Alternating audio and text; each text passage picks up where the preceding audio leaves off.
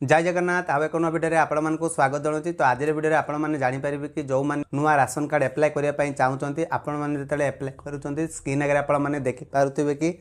Enter at least 3 characters as father name in this family details. तो ये जो error आपर आसूची यहाँ किपर सल्व करेंगे आउ जो मानकर एप्लाय हो पार ना कि जो मैंने एप्लाय कर आपण मानकर केवाईसी जदि करपर्यंत आप राशन कार्ड आसी ना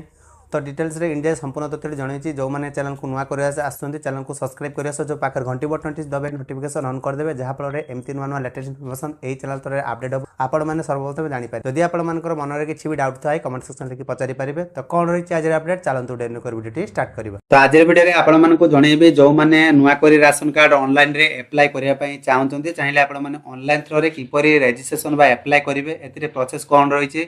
आ जो केवाईसी करेंगे कौन जगह नहीं आप केवाईसी करेंगे ता भी आप डिटेल्स रे इंडिया शेष देखले संपूर्ण तथ्यटी जानवे। तो यहाँ को एप्लाय करने आपंकर सर्वप्रथम कही रखी जदि आपर निज ना पूर्व राशन कार्ड ना था सर्वप्रथम ताकू डिलीट करेंगे।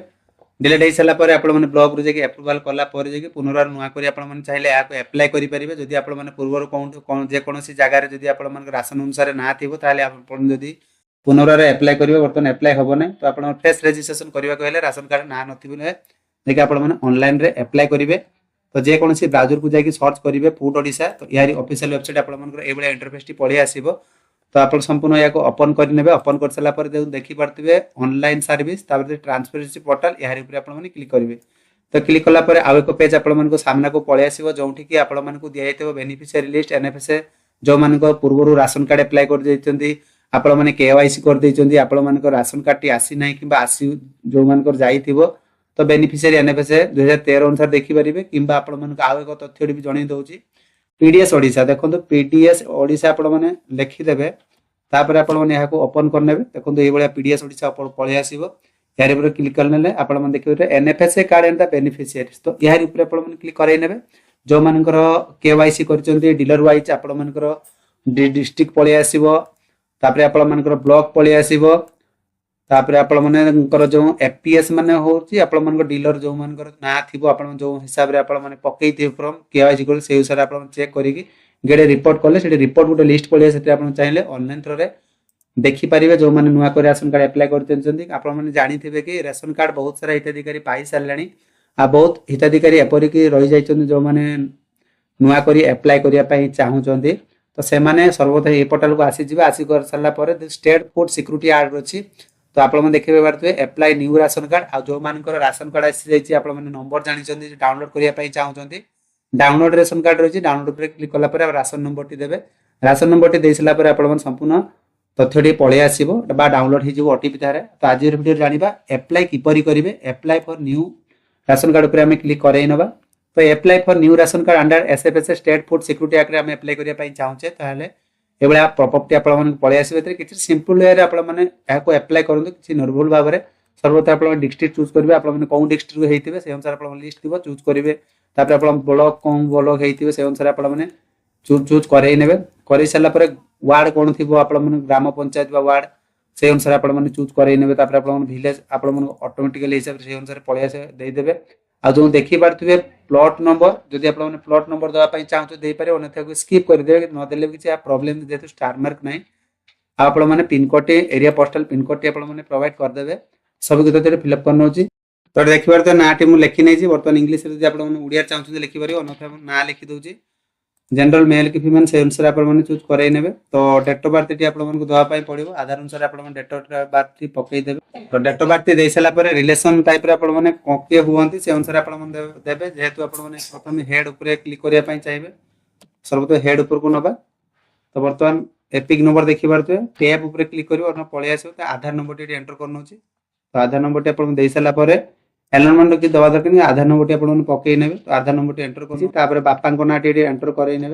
एंटर कर सारापर जब आप लिखापी चाहते ओडिया लिखिपारे अन्यथा एनए करेंगे।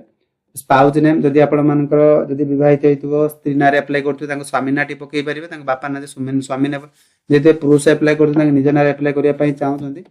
से अनुसार मुझे एप्लाय कर नौची। तो देखो पुनर्वार ओडिया ना लिखिने। तो बर्तमान ये सिंगल कार्ड एप्लाय कर तो सबको दे सारापर तलक स्क्रॉल करेंगे तलक स्क्रॉल कलापर संपूर्ण भाव में एफपीएस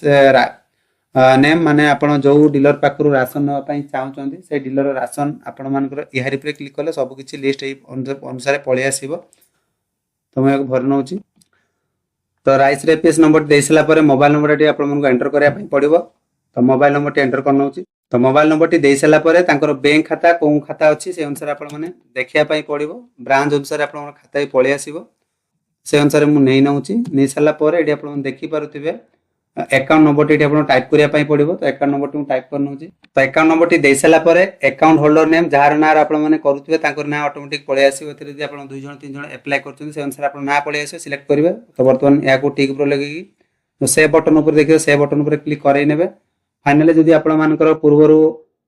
राशन अनुसार ना थिबो ताल देखियो एई भलिया केसेस रे बहुत सारा कमेंट रे आस्तिला sir enter at least 3 character father name in family details तो एई जिंसडी सॉल्व किपरि करिवे तो वर्तमान चलंतु या ऊपर को नै जा